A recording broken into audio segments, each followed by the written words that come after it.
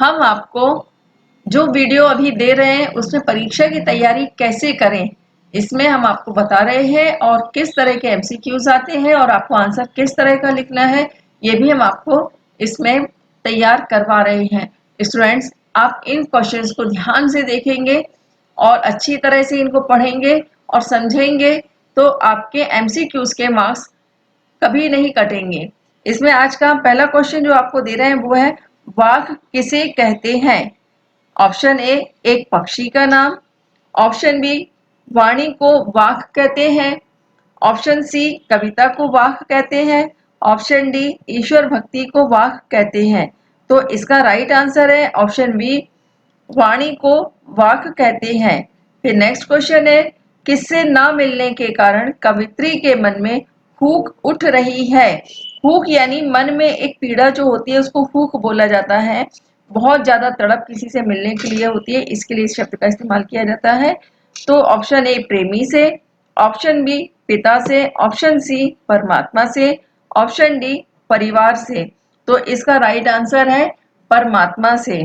फिर next question है, कवित्री के दुख का कारण क्या है? तो ऑप्शन ए, ईश्वर के पास होते हुए भी उसे ना मिल पाना। ऑप्शन बी, ईश्वरीय मिलन में बाधा। ऑप्शन सी, जीवन भर की तपस्या का व्यर्थ हो जाना। ऑप्शन डी, देने के लिए हाथ में कुछ ना होना। तो इसका राइट आंसर है ऑप्शन बी, ईश्वरीय मिलन में बाधा। इसके बाद नेक्स्ट क्वेश्चन है, सुषुम्ना नाड़ी का प्रयोग लेखिका ने किसे दर्शाने हेतु किया गया होगा? स्टूडेंट्स, सुषुम्ना नाड़ी जो होती है हमारे शरीर में ही अंदर होती है, नाड़ी एक प्रकार की होती है, इसका नाम दिया गया है सुषुम्ना। तो इसमें ऑप्शन ए है अपनी इच्छा शक्ति को। ऑप्शन बी, योग साधना को। ऑप्शन सी, निर्गुण भक्ति को। ऑप्शन डी, सगुण भक्ति को। तो इसका राइट आंसर है ऑप्शन बी, योग साधना को। फिर नेक्स्ट क्वेश्चन है, कवित्री कच्चे धागे की रस्सी किसे कहती है? इसमें ऑप्शन ए है जीवन को। ऑप्शन बी, प्रभु भक्ति को। ऑप्शन सी, मृत्यु को। ऑप्शन डी, अपनी इच्छा शक्ति को। तो इसका राइट आंसर है ऑप्शन ए, जीवन को। स्टूडेंट्स, कच्चे धागे की रस्सी जीवन को इसलिए बोला जाता है क्योंकि हर व्यक्ति जो है, जो जीवित है, उसे ये नहीं पता है कि उसकी सांस कब तक चल रही है उसके साथ और कब उसकी सांस रुक जाएगी। आज भी विश्व में ये एक खोज का विषय बना हुआ है कि कोई भी ये नहीं जान पाता है कि कोई भी मनुष्य कितने समय तक जीवित रहेगा। तो इसीलिए इसको जीवन को ही कच्चे धागे की रस्सी माना गया है और कहा है कविता ने, मैं इस तरह से कवित्री ने। फिर नेक्स्ट क्वेश्चन है, साहिब से पहचान करने का अर्थ लल द्वैध ने क्या लिया है? ऑप्शन ए, ईश्वर की सत्ता को पहचानना। ऑप्शन बी, ईश्वर की दया को पहचानना। ऑप्शन सी, स्वयं को जानना। ऑप्शन डी, सांसारिक बंधनों से मुक्त रखना। तो इसका राइट आंसर है ऑप्शन सी, स्वयं को जानना। कवित्री ने यहाँ पर यही बोला है कि यदि मनुष्य अपने स्वयं को जान जाता है, अपनी अंतरात्मा को जान जाता है, तो उसके इस सांसारिक जीवन से जो भी लालच, मोह और लोभ है, ये सारे दिमाग से और मन से निकल जाते हैं और सांसारिक बंधनों से वह मुक्त हो जाता है क्योंकि वह स्वयं को जान जाता है। और इसीलिए साहिब से पहचान करने का अर्थ लल द्वैध ने स्वयं को जानने के लिए कहा है। फिर नेक्स्ट क्वेश्चन है, कवित्री कैसा जीवन अपनाने को कहती है?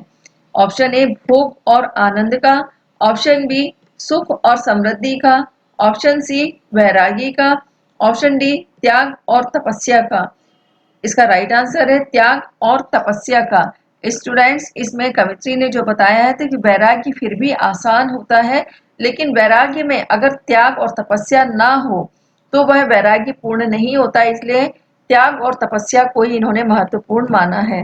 नेक्स्ट क्वेश्चन है, वाक में लल द्वद साकल शब्द का प्रयोग करती है, बताइए यह साकल किसके प्रतीक स्वरूप प्रयोग में लाई गई होगी? ऑप्शन ए, गुलामी का। ऑप्शन बी, जीवन का। ऑप्शन सी, मोह माया के बंधनों का। ऑप्शन डी, शरीर का। तो इसका राइट आंसर है मोह माया के बंधनों का।